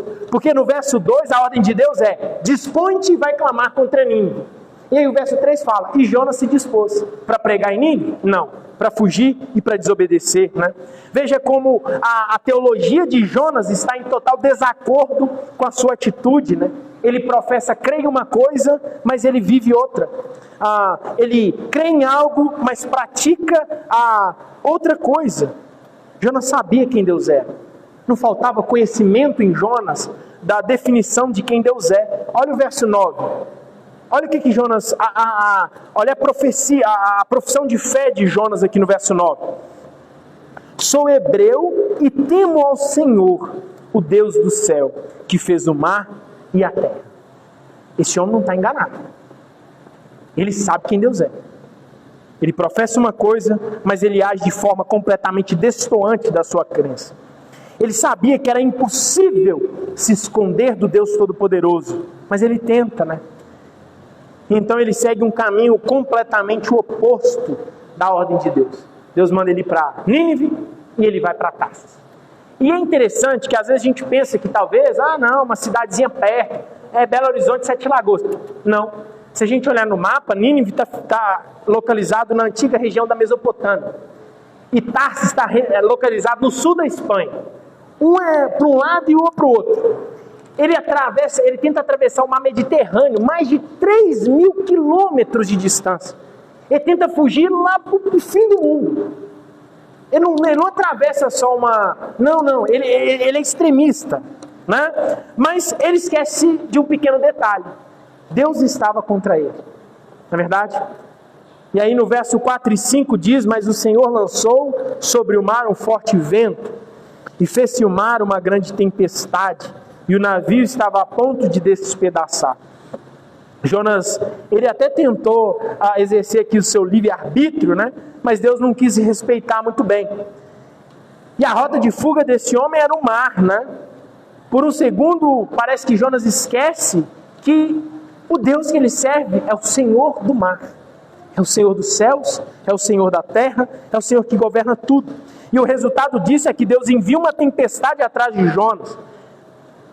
Deus move o céu, a terra, para exercer os seus decretos. Deus para o tempo, Deus abre o mar, Deus abre rio, Deus traz mortos à vida. Porque ninguém pode dizer não quando Deus diz sim, né? Os decretos de Deus não podem ser contidos, não podem ser barrados pelas atitudes do homem. E um ponto que me faz refletir aqui nesse texto é que Deus poderia simplesmente matar Jonas e levantar um outro profeta, e comissionar um outro profeta. Mas não, Deus enviou uma tempestade aqui não para destruir e matar Jonas. O objetivo não é esse. Porque se o objetivo fosse esse, Deus falhou, não é verdade? Mas não, o objetivo de Deus é fazer com que Jonas voltasse e seguisse o caminho certo. É uma instrução, né? Deus conhece o coração de Jonas. Deus sonda a mente e o coração. E Deus sabe que se ele o matasse, ele ia estar fazendo exatamente o que Jonas queria. Que era fugir. Que era não cumprir com o seu chamado. Então Deus faz exatamente o oposto. Deus persegue Jonas, Deus traz Jonas de volta por meio da dor e faz com que ele cumpra a ordem. Se nós continuarmos olhando aqui para o verso 5, nós vamos ver, meus irmãos, que um crente desobediente, ele leva prejuízo para onde ele for. Aonde tem um crente desobediente, tem problema. E esse problema não afeta só ele, afeta todo mundo, né? Todo mundo à sua volta. Um crente desobediente é um perigo. Olha a situação desses marinheiros. Esses marinheiros aqui, eles ficam loucos com essa tempestade. E eles começam então a jogar as coisas no mar, para ver se algo ajudava. Imagina o desespero desses homens. O texto fala de uma tempestade muito forte, né? A ponto de quase despedaçar o navio. E aí eu penso que um navio para atravessar o mar Mediterrâneo não era um naviozinho qualquer, né? Era algo mais, talvez o melhor do que eles tinham. Também acredito que esses marinheiros, para fazerem essa travessia, não eram marinheiros de primeira viagem. Eram marinheiros experientes e que já passaram por vários tipos de tempestades. Mas parece que algo aqui é diferente. Essa tempestade é diferente de tudo que eles viram, né? E eles então, apavorados, eles começam a clamar. Cada um com seus deuses, né? Cada um com seu panteão de deuses. Enquanto isso, enquanto o mundo está desabando, o barco está quase despedaçando, eles estão jogando tudo no mar. Jonas está dormindo. Jonas está dormindo. Diz o texto que ele está dormindo profundamente. Que loucura! Mas não é porque Jonas está confiando na providência divina. Não. É porque Jonas aqui já se entregou para a morte. Para ele tanto faz. Que despedace e que eu morra. Que bom, porque eu não vou pregar em Nínive. É como se ele já tivesse desistido aqui da própria vida, né? Se o preço para não pregar em Nínive é a minha morte, tá bom, é um preço que eu estou disposto a pagar por ele. Esse é o pensamento de Jonas. Tamanho a dureza do seu coração, né? Então, quando nós olhamos dos versos 6 ao verso 10, nós vemos aqui uma terrível realidade. Nós estamos diante de um cristão que não ora, nós estamos diante de um pregador que não prega, e nós estamos diante de um profeta que é desobediente. Que homem problemático. Jonas é problemático. É preciso os próprios marinheiros irem lá e mandarem ele orar. Cara, acorda. Clama o seu Deus, talvez ele nos ouve. Você está dormindo? Nós vamos morrer. E aí diz o texto que esses marinheiros lançam sorte e a sorte recai sobre Jonas. E aqui não é sorte, não é acaso, é Deus. Deus expõe o profeta e Deus entrega o profeta nas mãos dos marinheiros, né? E esses homens assustados, eles começam a perguntar: quem é você, cara? De onde você vem? Que povo que você vem? Em que você crê? Eles querem entender o porquê, o motivo dessa tempestade. E aí Jonas responde: eu sou hebreu, eu temo o Senhor, o Deus do céu, o Deus que fez o mar e a terra. E aí eu imagino como que esses homens ouviram isso. Então, é sério isso? Você está fugindo do Deus que criou o mar e você vem para o meu navio? Diz o texto que a tempestade continua piorando e os marinheiros então perguntam a Jonas: o que a gente faz para acalmar o mar? E aí Jonas então diz que a culpa é dele, ele reconhece a sua culpa, ele reconhece que o motivo dessa tempestade era ele, e ele diz então que esses homens, se o lançassem ao mar, a tempestade acalmaria, porque Deus estava unicamente atrás dele, né? E o que é interessante, meus irmãos, e que nos chama a atenção, e se nós lermos o texto de forma muito corrida, isso nos salta aos olhos, é que quando nós olhamos no verso 11 em diante, à medida que esses fatos e o diálogo entre Jonas e os marinheiros vai acontecendo, há uma mudança muito sutil. Porque os marinheiros, outrora, estavam temendo a tempestade. Mas depois do diálogo com Jonas, eles começam a temer o Deus da tempestade. Então há essa mudança. E eles temem tanto o Deus da tempestade, que quando Jonas fala com eles assim: é só vocês me mandar no mar, eles ficam com medo. Como assim? É o Deus desse cara que está fazendo tudo isso? Se eu lançar ele no mar, acabou. Aí Deus vai acabar com tudo mesmo. É tanto que no verso 13 fala, depois de Jonas responder, fala: entretanto, os homens remavam. Eles não lançam Jonas assim, na hora que Jonas fala, eles lançam. Não. Entretanto, os homens remavam, esforçando-se para alcançar a terra, mas não podiam, porquanto o mar se ia tornando cada vez mais tempestuoso contra eles. E aí, outra mudança acontece, uma mudança maravilhosa, que esses homens que, diz o texto nos versos anteriores, que eles estavam clamando cada um aos seus deuses, com letra minúscula, agora, após temerem o Deus da tempestade, eles clamam salvação a esse Deus, ao único Deus, ao Criador dos céus e da terra, ao Deus que controla a fúria do mar, né?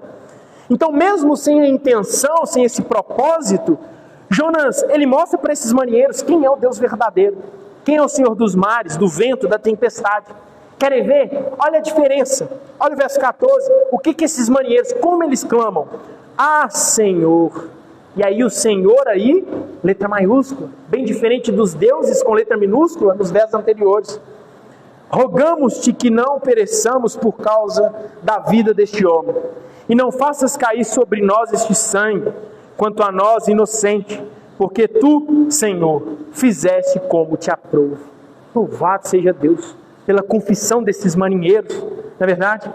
E aqui eu não estou dizendo que esses marinheiros se converteram, o texto não diz isso, e não sou eu que vou dizer, mas eu estou dizendo que eles de fato viram quem é o Deus Todo-Poderoso, quem é o Senhor e Rei que controla o vento e o mar. E o texto declara no verso 17, né? Depois de os marinheiros então terem lançado Jonas ao mar, deparou o Senhor um grande peixe para que tragasse Jonas. E esteve Jonas 3 dias e 3 noites no ventre do peixe. Meus irmãos, esse capítulo 1 aqui, ele nos revela vários contrastes, tá? Jonas desistiu de Deus, mas Deus não desistiu de Jonas em momento nenhum. Jonas abandonou a missão, mas Deus trouxe Jonas de volta. Jonas estava pronto para morrer, mas Deus estava pronto para salvá-lo da morte. Jonas é lançado ao mar, mas Deus prepara um grande peixe para tragá-lo. E aqui o objetivo do peixe não é de punição. A figura desse peixe aqui não é apresentada como uma forma de castigo. Passar 3 dias e 3 noites não é um castigo, mas Deus está preservando Jonas. Deus está salvando Jonas da morte. Então o peixe não é castigo, mas é a preservação. Porque Deus não abandona Jonas em nenhum momento sequer. Deus age de forma disciplinar, né? Deus vai atrás, Deus corrige, Deus disciplina e Deus traz Jonas de volta. Porque Deus é imutável e Ele corrige a quem Ele ama. Deus trata como filho aquele que recebe, né? E é aqui que o texto aponta para algo maior. Porque quando nós olhamos para Mateus 12:40, Jesus diz que assim como Jonas esteve 3 dias e 3 noites no ventre do peixe, o Filho do Homem estaria 3 dias e 3 noites no coração da terra. Então o livramento de Jonas anunciava de forma imperfeita a obra perfeita de Jesus Cristo. O próprio Cristo referiu-se a Jonas como um símbolo da sua morte e ressurreição. O sinal de Jonas, meus irmãos, é uma chamada ao arrependimento. É uma chamada a crer naquele que é maior do que Jonas, Jesus Cristo. Aquele que não ficou apenas 3 dias na barriga do peixe, mas aquele que morreu, aquele que foi sepultado, aquele que ressuscitou ao 3º dia e que reina em glória. Quando nós contemplamos esse capítulo, meus irmãos, à luz da revelação das Escrituras, nós somos levados a reconhecer que esse texto não trata primariamente da fuga de um profeta apenas. O objetivo do livro de Jonas não é contar o que aconteceu com Jonas, mas se trata primariamente da fidelidade imutável de Deus em cumprir os seus decretos eternos. Jonas foge, o vento obedece. Jonas resiste, o mar se levanta. Jonas dorme, a criação clama. O contraste no capítulo é intencional. O homem sempre foge e falha, mas quem garante é o próprio Deus. Quem controla o universo, quem controla a criação, quem controla tudo é o próprio Deus. Então nada nesse capítulo aqui acontece por acaso. A ordem, a fuga, o navio, o vento, a tempestade, o sorteio dos marinheiros, o lançar ao mar, a calmaria, todos esses são instrumentos da providência divina, que é santa, sábia e eficaz. Porque Deus, Ele não apenas reage à desobediência de Jonas, mas é Deus quem governa a desobediência de Jonas, sem em nenhum sentido ser autor do pecado de Jonas. Ou seja, o pecado de Jonas não foge do controle soberano de Deus. Deus não é o autor do pecado e Deus a ninguém tenta. Jonas é o responsável, mas Deus não é pego de surpresa, né? O profeta, ele age livremente segundo a sua vontade corrompida, mas é o Senhor quem dirige cada passo da história para cumprir o seu propósito bendito. Em nenhum momento Deus perde as rédeas do controle aqui. Então nós aprendemos que a soberania divina, ela não é em nenhum sentido ameaçada pela rebeldia humana. Adão não surpreendeu Deus quando ele quebra o pacto de obras. Jonas não surpreendeu Deus quando ele entra no barco para fugir. Ninguém é capaz de pegar Deus de surpresa. E quando nós olhamos para essa tempestade que recai sobre o mar, nós vemos que essa tempestade ela não é meramente uma disciplina somente. É sim, mas não só isso. Mas ela é também um ato judicial de Deus. O texto deixa claro que se trata de um juízo real, de um juízo direcionado, de um juízo proporcional. A ira de Deus aqui não é apenas uma metáfora, não, mas é uma resposta santa e justa de Deus contra o pecado. O pecado não fica impune, em nenhum momento, em nenhum sentido, sendo cometido por um ímpio ou por um justo. Não importa, Deus não relativiza o pecado porque foi cometido por algum servo seu. Deus não deixa de punir Jonas, Deus não deixou de punir Moisés de entrar na terra prometida, Deus não deixou de punir Davi. O fato de você ser crente e Deus habitar em você, não te livrará do castigo de quando você pecar. Mas é interessante que a tempestade aqui não é o fim da história, né? mas ela é o meio pelo qual Deus conduz o profeta de volta no caminho da obediência. E aqui nós aprendemos, meus irmãos, que a graça de Deus não consiste em nos deixar nos nossos pecados. Isso é a graça, porque a graça nos resgata, nos tira do estado de desobediência, ainda que seja pela dor. Essa é a diferença como Deus trata os ímpios e os justos. O ímpio, Deus deixa ele seguir o seu próprio caminho. Deus não obriga ninguém a pecar, nós vimos isso aqui. Deus simplesmente entrega o ímpio ao seu próprio coração, e ele faz o resto. Mas o justo, Deus resgata, mesmo por meio da dor, por meio da tempestade, por meio do mar, ser engolido por um peixe, né? Então, se de fato somos filhos de Deus, chamados eficazmente, e nós caímos em desobediência, meu irmão, não duvide, Deus vai atrás de você com amor, mas também com braço forte, para te corrigir e te trazer de volta. É assim que Deus age com o seu povo. O crente desobediente, Deus não desiste dele, mas Deus vai bater nele. Quando Jonas declara aqui no verso 12, por minha causa vos sobreveio essa tempestade.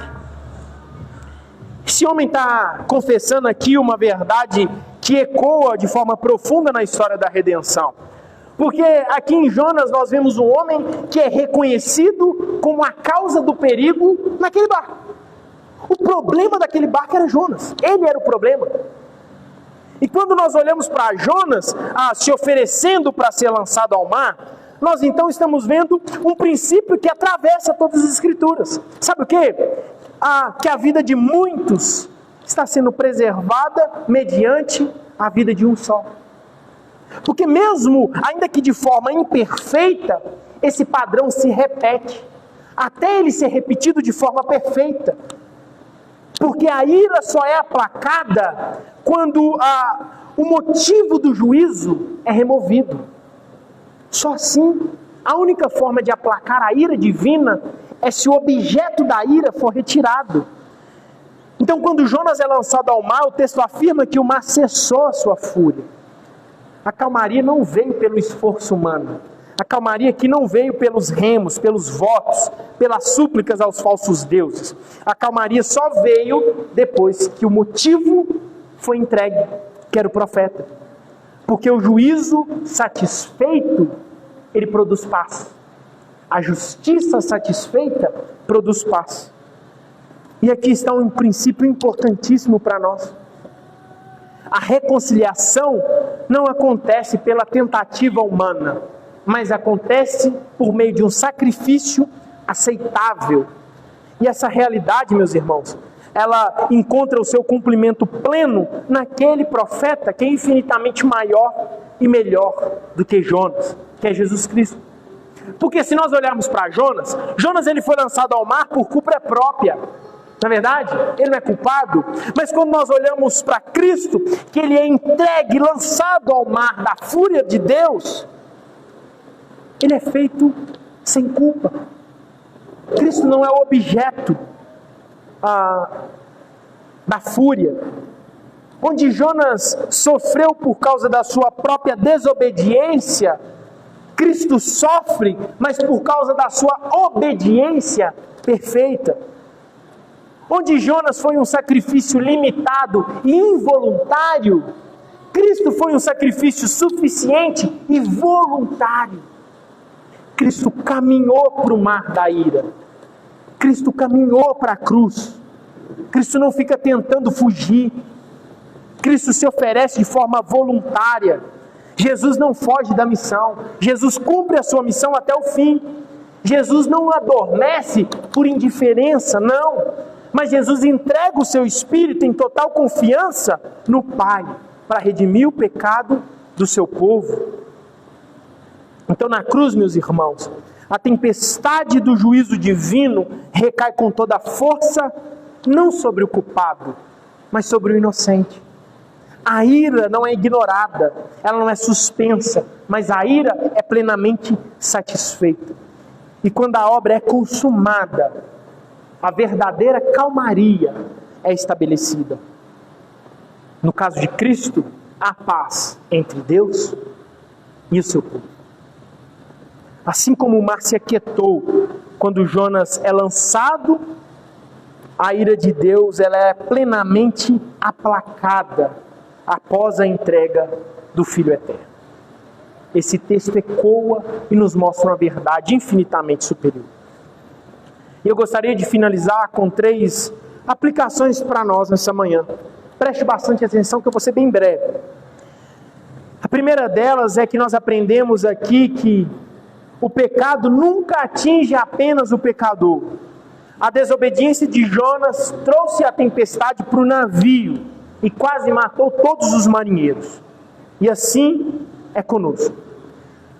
O pecado de um causa consequências para todos que estão à sua volta. O marido frio espiritualmente, ele vai afetar sua esposa, ele vai afetar seus filhos. O pai negligente, ele vai afetar seus filhos e ele vai afetar sua casa. O membro desobediente, ele vai afetar o corpo, ele vai atrapalhar a igreja. O pecado que nós tentamos esconder como algo pessoal, ele sempre vai estourar e vai comprometer o todo. Se você faz parte do corpo, o seu pecado vai atrapalhar o seu irmão. O seu pecado vai atrapalhar a igreja. Por isso a igreja tem que estar atenta uns com os outros. Por isso há disciplina no nosso meio. Porque o seu pecado, o meu pecado não é só meu, mas afeta a união mística. A segunda lição que nós também aprendemos aqui é que nem toda porta que é aberta é a vontade de Deus. Jonas, é engraçado, né? Ele encontra aqui o navio disponível, né? Ele tinha dinheiro para pagar a passagem, tinha vaga lá no navio, havia uma certa segurança, então humanamente parecia tudo favorável, mas era uma fuga, era um pecado contra Deus. Então circunstâncias agradáveis não definem a vontade de Deus. Ah, minha consciência está limpa. Isso não define o que é certo e o que é errado. Antes de perguntar se deu certo, nós temos que perguntar, é bíblico? Honra a Deus? Vai de acordo com a vontade de Deus? E só depois de responder essas questões é que o crente sábio toma as suas decisões.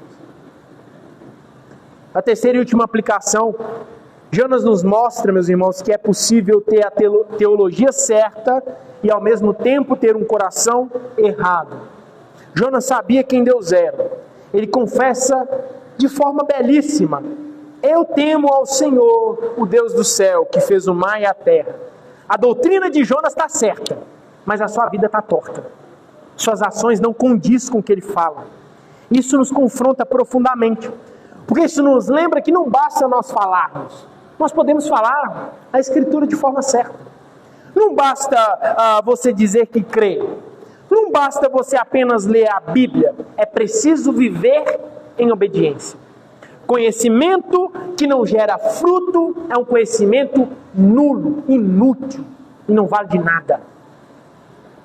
O cristianismo nunca separou a doutrina da piedade.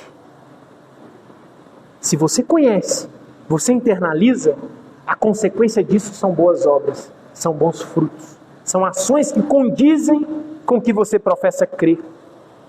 E eu gostaria de terminar com uma pergunta retórica, né, que você deve responder para si mesmo. A sua prática confirma a sua confissão? O seu modo de agir, aqui, na sua casa, no seu trabalho, condiz com o cristianismo que você professa crer? Ou o seu modo de agir desmente e contraria o Evangelho? Senhor, nós te agradecemos pela palavra do Senhor.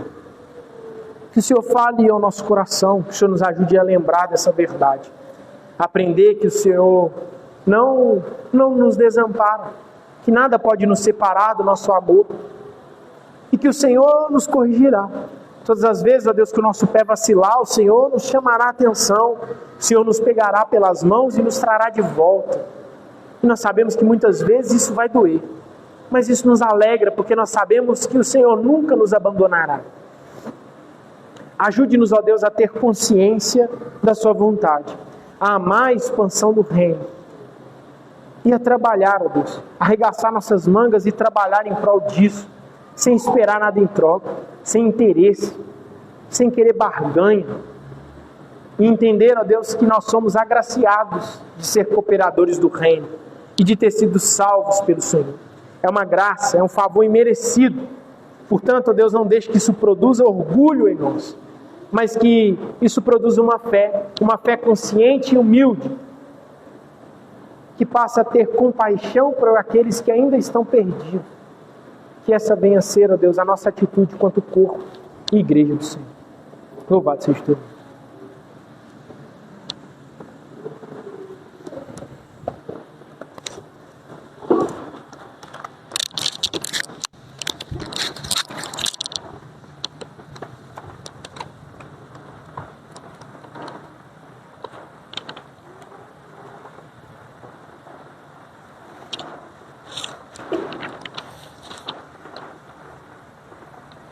Graças a Deus, a paz é um privilégio muito grande de estar participando com os irmãos. Nós vamos agora participar da ceia e vai parecer um pouco repetitivo, mas eu quero fazer uma conexão desse texto com aquilo que nós vamos fazer agora, porque é importantíssimo nós nos lembrarmos disso.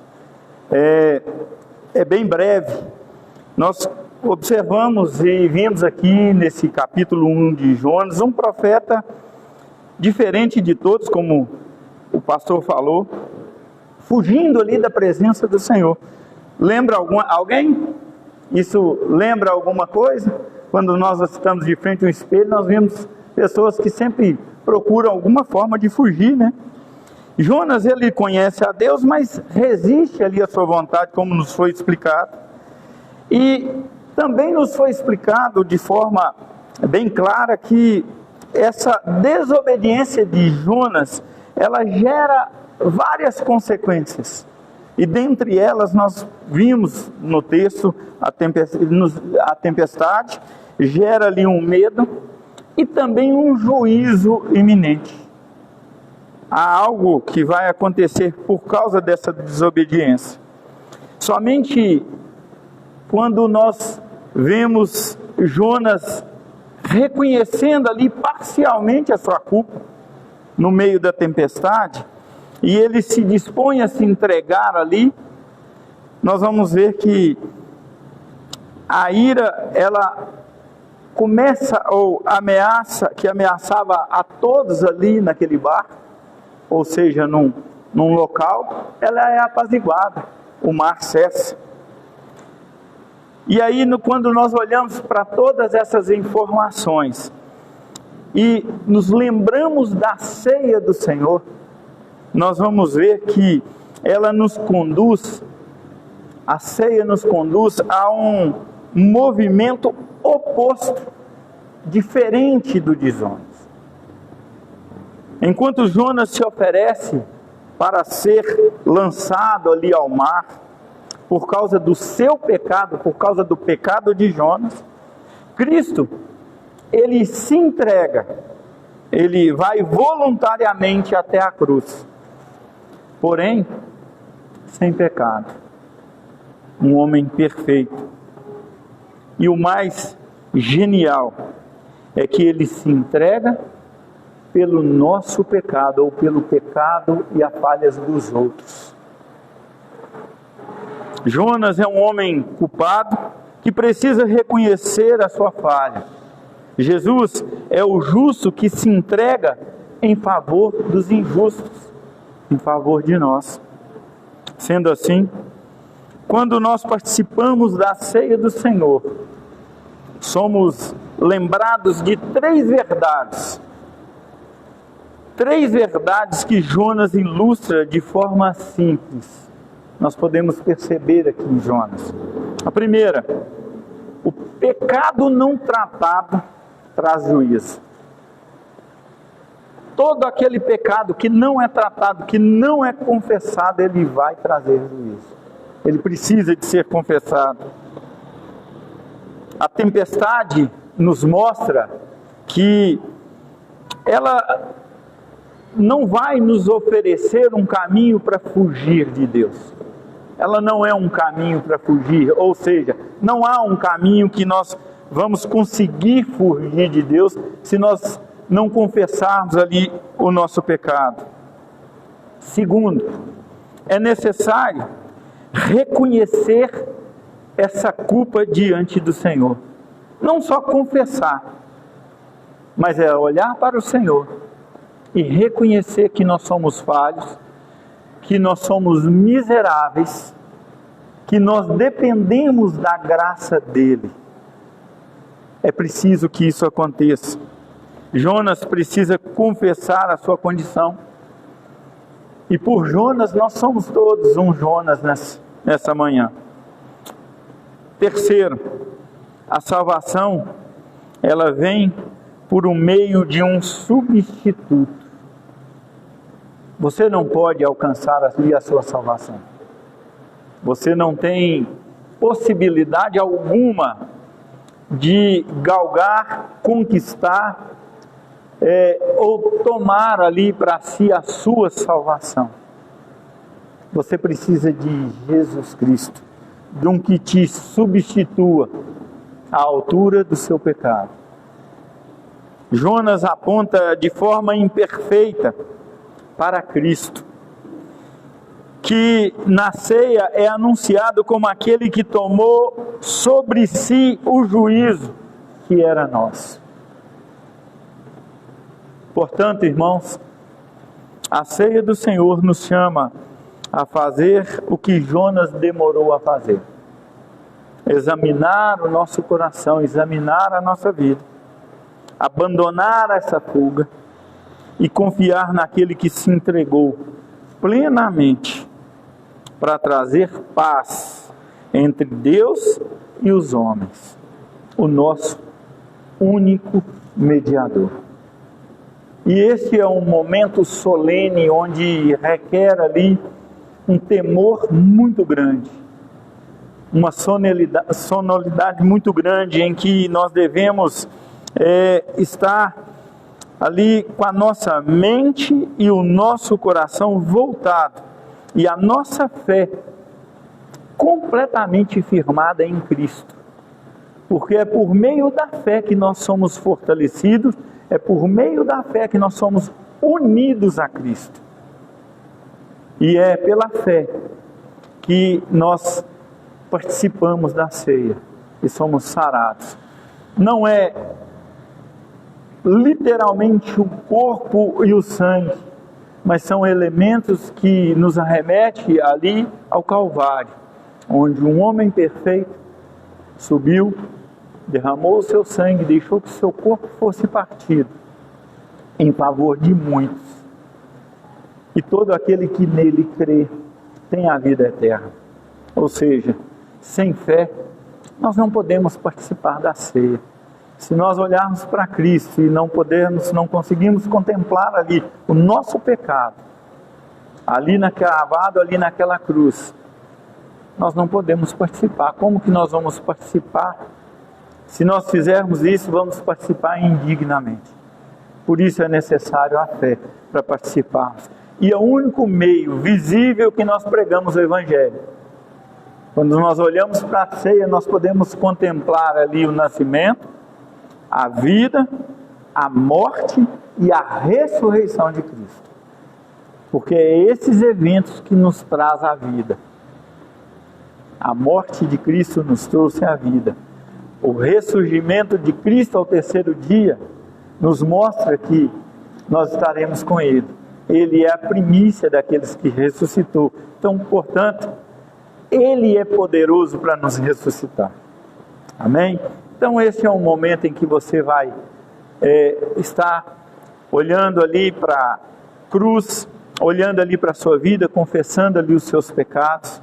Nós oramos ali no início, confessando ali os nossos pecados. E neste momento em que você vai receber aí o suco e o pão, se você lembrou aí de algo que você não havia confessado, faça isso, atento para que você possa receber. E assim que receber, nós vamos orar, pedindo a Deus para nos abençoar e abençoar para que esses elementos sirvam ali ao propósito que ao qual eles estão aqui, que é fazer nos lembrar ali da morte e da ressurreição do nosso Senhor Jesus Cristo. Amém? Fiquem atentos, os irmãos já vão estar distribuindo.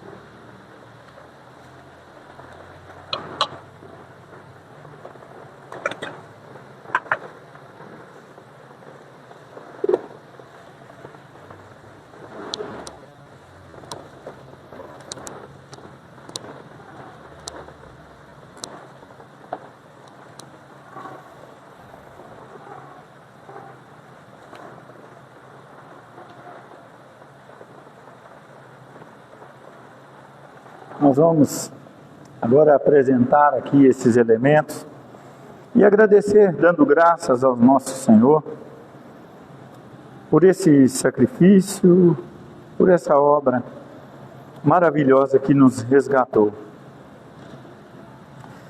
Senhor, nós te louvamos, ó Pai, nós te damos graças porque por meio da tua morte nós recebemos vida e vida com abundância.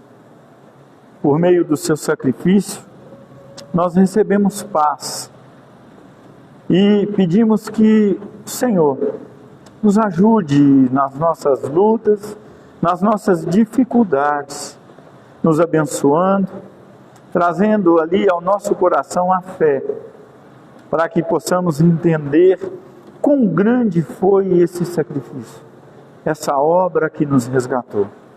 Que esses elementos, esse suco, esse vinho e este pão sirva ao propósito a que eles estão aqui, nos lembrando ali do seu corpo que foi partido, do seu sangue que foi derramado.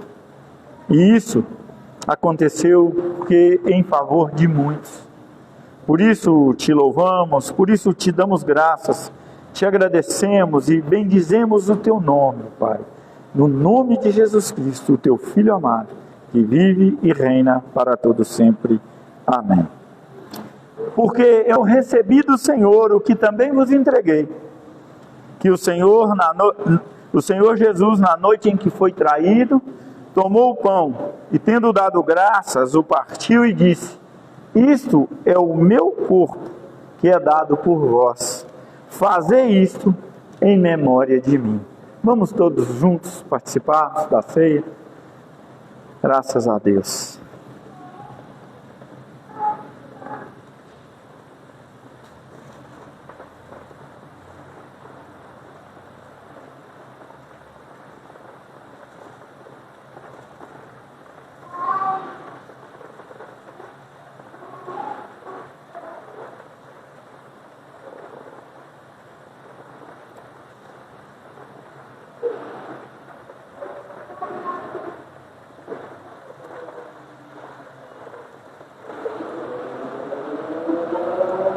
Por semelhantemente modo, depois de haver ceado, tomou também o cálice, dizendo: esse cálice é a nova aliança no meu sangue.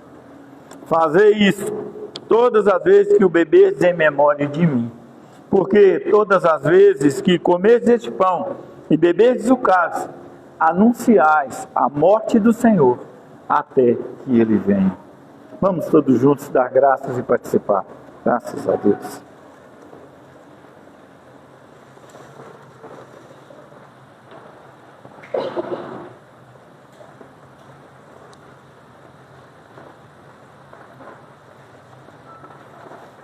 Senhor, te agradecemos, ó Pai, por esse privilégio de nos alimentarmos do Senhor e sermos fortalecidos por Ti. Te agradecemos pela salvação que nos é comunicada por meio do Teu Evangelho, por meio da pregação visível, que é o que acabamos de fazer. Te louvamos porque há uma promessa que em breve se cumprirá, em que o Senhor virá buscar a Tua igreja, para que por toda a eternidade esteja com o Senhor. Bendito seja o Teu nome, glorificado e exaltado para todos sempre. Nós aguardamos ansiosos essa promessa se cumprir. Nós aguardamos, ó Pai, porque tudo o que o Senhor tem prometido tem se cumprido. Tem sido cumprido de forma perfeita. E o Senhor é quem traz ao nosso coração a paz e a tranquilidade, a paciência, para que venhamos aguardar este grande dia. Que a fé permaneça em nós e sejamos fortalecidos por ela. Que o Teu Santo Espírito nos dê força, nos dê sabedoria, para que na nossa caminhada nós venhamos permanecer firmes, com o alvo firme ali também, buscando a Cristo em todos os momentos. Buscando ter uma vida em que glorifique o nome do nosso Senhor Jesus Cristo, vivendo para Ele, para a glória do nome dEle. Por isso te louvamos, por isso bendizemos, ó Pai, e te agradecemos por esse privilégio que o Senhor nos dá, de nos lembrarmos desse grande feito que é a morte do Senhor, o sacrifício, o sangue derramado, que limpou, que purificou ali os meus pecados, e o seu corpo que foi partido em favor de muitos. Te louvamos, ó Pai, te agradecemos por essa obra maravilhosa, porque sem ela nós jamais poderíamos nos achegar ao Senhor. Ali sim houve uma reconciliação verdadeira. Fomos reconciliados com o Senhor mesmo. Por isso te louvamos, te damos graças e te agradecemos, no nome santo de Jesus.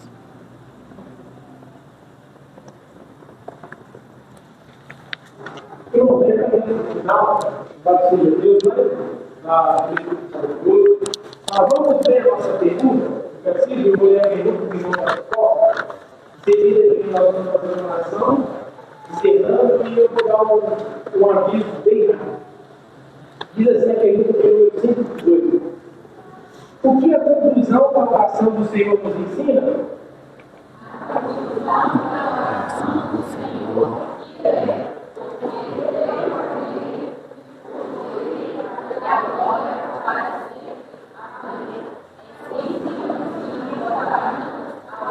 elevarmos a Deus somente em nossas orações de louvor a Ele, atribuindo-lhe o reino, poder e glória, e em testemunho de nosso desejo e segurança de sermos ouvidos, nós dizemos amém. Amém. Senhor, nós agradecemos por esse culto, que o Senhor receba o patinho do nosso louvor, da nossa oração. Que você nos dê um coração, Deus, radical, um coração sincero, que adora o Senhor e o Espírito sem pecado. Mas, Senhor, que o Senhor abençoe o resto do nosso dia, da nossa semana, esse resto de ano, agora o Senhor nos contou. Deus, em que nós iremos mais lembrar da mensagem, meditar o Deus da eternidade. Pediu também que o abençoe para esse momento de comunicação, de comunhão, Pai, que virá agora com esse calor. Que tudo seja feito com ordem, desejo, louvor ao Senhor, que nós devemos desfrutar desses momentos de comunhão com o Senhor. Para a honra e glória do Deus Santo e bom. Nós te pedimos, em nome de Deus. Amém.